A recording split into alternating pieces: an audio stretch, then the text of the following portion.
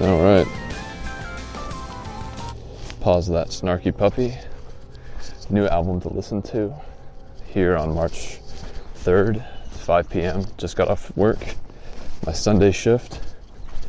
I'm trying to get onto the belt line right now, but it just rained a lot, and so it's really fucking flooded. All right. Damn. Yeah, it only just stopped raining. Move this microphone a little bit. Hopefully that doesn't make things worse. Yeah, March 3rd. Man, it's fucking wet out here. Rained really, really hard, and I'm already looking ahead and seeing that there is no ground on which to tread, which is something I'll certainly have to get used to. Just washed my socks last night, so that's unfortunate, because walking in wet socks really makes them smell bad. Them and the shoes. Oh my god, what the fuck? I've almost literally lost the ability to cross this area. I guess it can't be that deep. I haven't even got my socks wet yet, so let's just go forward. Fuck this, who cares? I'm not gonna fucking turn around for a goddamn quarter-inch of water. Oh, this looks like a little deeper than a quarter-inch. Yeah. Ooh, fuck. Okay. Toes just got soaked. Well, fuck it. Just gonna walk through. Oh, man. Cold water. I guess I'll mark this one up for training, this walk. Cold rainwater. Ugh. At least it's clean. Let's see how deep this shit gets. Jesus. Alright. Oh, man. This is like top of foot. Okay, this is getting close to ankle deep now. I suppose it doesn't really matter, but to completely drench my feet within the first 1/10 of a mile, wow, that's a first. Okay, well, my feet are completely soaked now. Damn.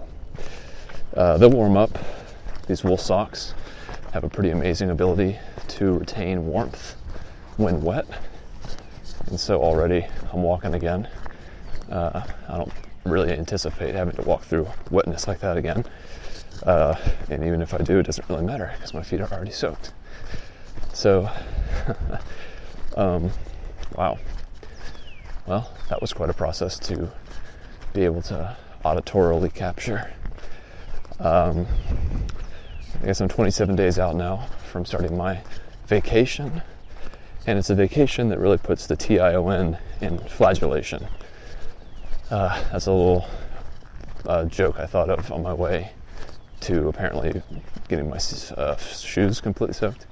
So, not sure it's necessarily a funny joke, but I liked it. I liked composing it, and then I liked the idea of it. So, yeah, walking to Ponce City Market right now. I'm gonna go check. I've made this video game, like this arcade-style video game. I've set it up so that I can get the high score by cheating. And this is my second attempt to get the high score before I leave MailChimp, because I want to dethrone one of my coworkers who previously had the record, and maybe still does, for the highest score. He had over 400,000. In my last attempt, I got 25,000 because something messed up with the machine, or I really don't know what happened, but I'm hoping that my score today is over 400,000. If it was 1 million plus, I'd be super pleased, because that would just look ridiculous.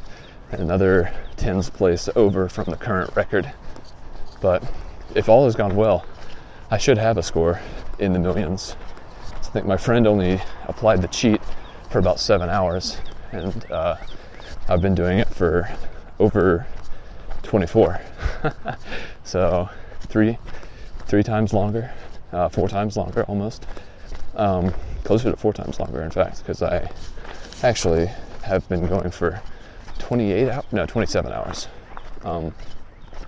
So in any case, going to Ponce City Market as a walk, a cool 2-hour walk, 8 miles or so. Might stop by the grocery store on my way home. And I guess I should explain the cheat. Sorry, my mind's a little scattered. I've been looking forward to this walk all day, so I'm excited to be out here. The cheat, basically, you can wedge your character in this like scrolling style game between a house and just like the background for the game. Just like the background landscape that you can't go onto, so it'll like push you off of it, but somehow you can like forever try to go toward it. You can use the joystick, wedge yourself between a house and a piece of this like blank landscape that's no man's land that you can't get into.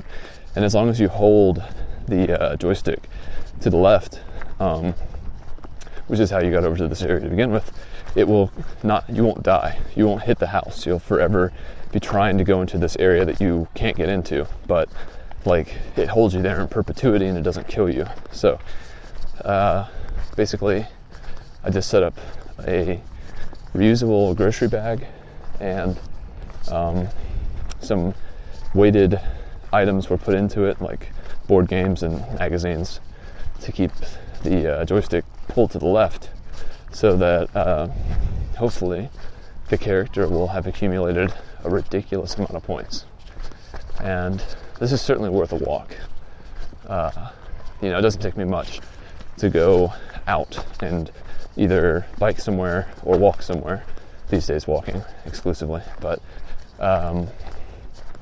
if I could just have one thing that I need to do there, need to pick up there, want to see there, confirm, I don't know, it makes the walk that much more worth going on, and that much easier and exciting and, I don't know, well-defined, I guess. Like, I know exactly where I'm going. If I've planned it well, I know whether it's going to be like a half day or a full day thing. It's kind of how these things typically go for me. And so, yeah, this is a good enough reason to go back over to Ponce City Market, even though I think I've gone by there every single day. I've taken a walk since my weekend started on Friday, but that's all good. No problem with that. I haven't quite gotten bored of my commutes just yet. Pretty close.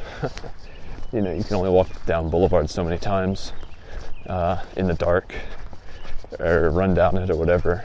It's not very stimulating, but I can't really think of any reason why I would want my commute to be longer when I'm walking or running. Like when I was biking, I sometimes, pretty often, regularly, would try to extend my commute, make it basically as long as possible. But getting distracted. There's a person ahead of me that I'll need to account for here in a moment. Man, I gotta be honest, I don't remember at all what I was just saying. Do not recall one bit. So I'll change the subject to another thing that I wanted to talk about. Hopefully I'll remember the thing I forgot. I guess I've got two other things I want to talk about. Snarky Puppy, their new album, and then the other thing is the thing I'll talk about first, which is this podcast. I think the first couple episodes, I was in a mind state that I thought the podcast had to be all about the Appalachian Trail, but they don't obviously have to be like that, and they won't be like that, I don't think, even when I'm on the trail. I'll definitely have a lot of content that is involving it, since it's obviously going to be what I'm around and thinking about most of the time, but it's also going to just be stuff like ramblings, just general thoughts about whatever that might come to mind. So I think those first two were sort of like growing pains. Just had to get them out of the way so that I could carve out a more authentic experience for me making them, because I don't like it when I feel like I'm boring myself or talking about something that doesn't matter, or if I feel like I want to make something but I don't have the inspiration to actually do it. That's just because I'm trying to make something good rather than just making something. and not caring if it's good or not. So that probably explains the quality of this clip, the lack of concern. How's it going?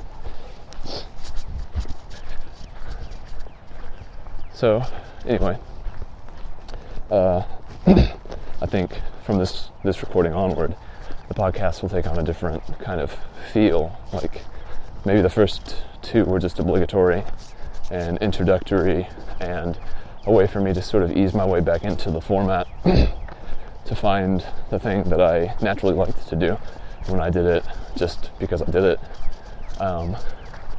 When something shifts from being like something you have to concertedly do with like a lot of mindfulness and foresight to just something that you naturally do and you just take it for granted, I think that might be where the magic happens, where you take it for granted, because that means you can dip into that flow state, like that feeling where you just know it's all right. Like, not that it's all right like one word, but like everything is correct. It's all right. Like, just I don't know. It's some sort of a symbiosis and like wave, and I don't know. It's a good thing. It's a confluence, and that's sort of what I just experienced. Even just describing that, just enjoying it, just enjoying the exercise of just explaining my thoughts and getting them out. I do believe that there is something that happens once something is finally said, and I think it's less powerful if you speak it into a vacuum, like if you're actually by yourself, than if you were to speak it to almost any other person, just in the same way that, drinking a drop of beer in a glass of water is a lot different than drinking a glass of beer with a drop of water in it. Those are going to be some pretty different experiences in terms of the effectiveness of something. So pretty good, happy with that metaphor.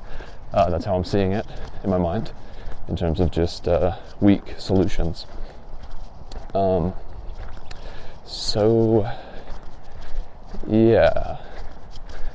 The flow state, saying things out loud. Yeah, that's all good stuff. Next thing I want to talk about is the Snarky Puppy album that I just bought, which is the first one that I could find where Corey Henry appears. And that was sort of my criteria, because I love Snarky Puppy a lot, but with each album, it takes me so long to get into it that it's sort of a painful process.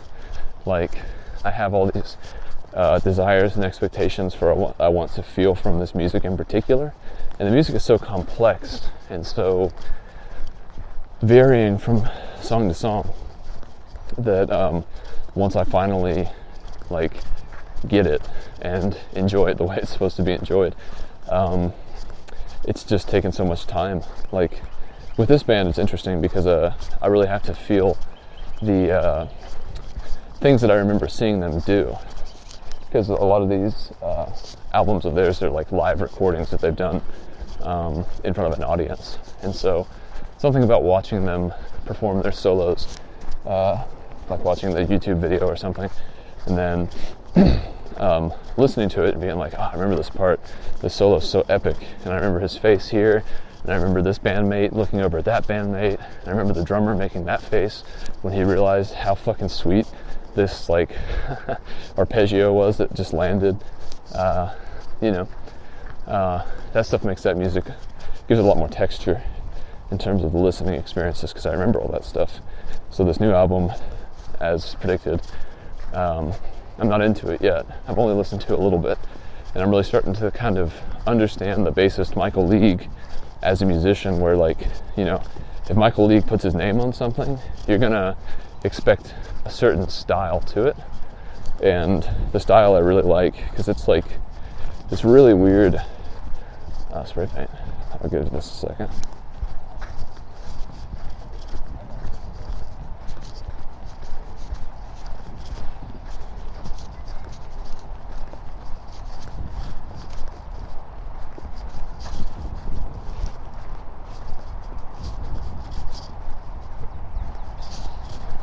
Spray painters.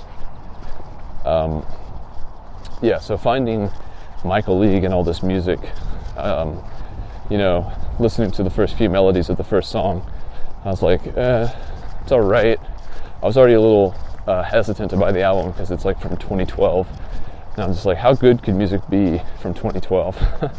It's a dumb, not really a real thought that I have, but I'm always looking forward to my favorite artists coming out with new music.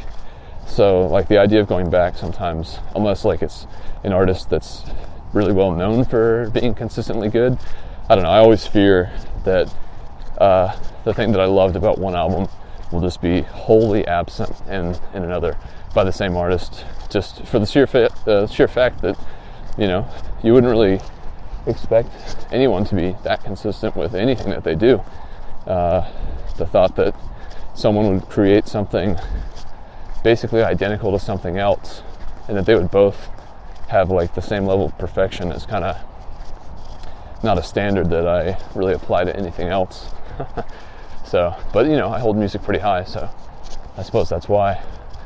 Music and podcasting, those are two very important things to my daily existence.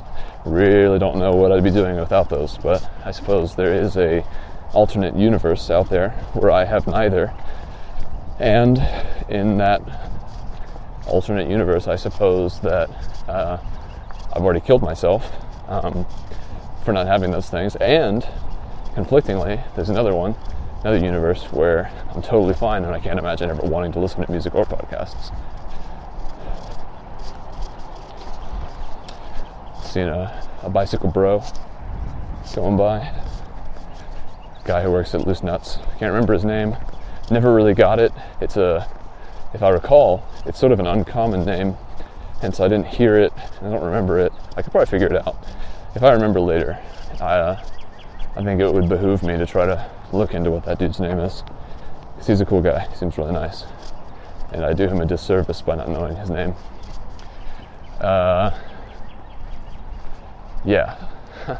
I'm getting to the end of this clip because I'm almost at the end of the Beltline, which means no more time for talking. The sun is still out, and I don't want to be walking down the street talking about things that are actually interesting. It might perk people's suspicions. So, in conclusion, my feet are really wet. This is a more, what's the word? This is a more, I don't want to say coherent, but that's the only word that's coming to mind. Authentic. Thank you. This is the more authentic version of what this show will become. Ramblings. I don't remember the thing that I forgot. Still, I might remember it later. I can always re-listen to the clip. And I guess it's time to listen to Snarky Puppy. Get back into that. The album's called Ground Up. And I guess I'll have to find the YouTube videos for it just to make sure, well, hopefully there are some. That should help ease me into liking the album. So for now, leave it there, and I will talk to you again later.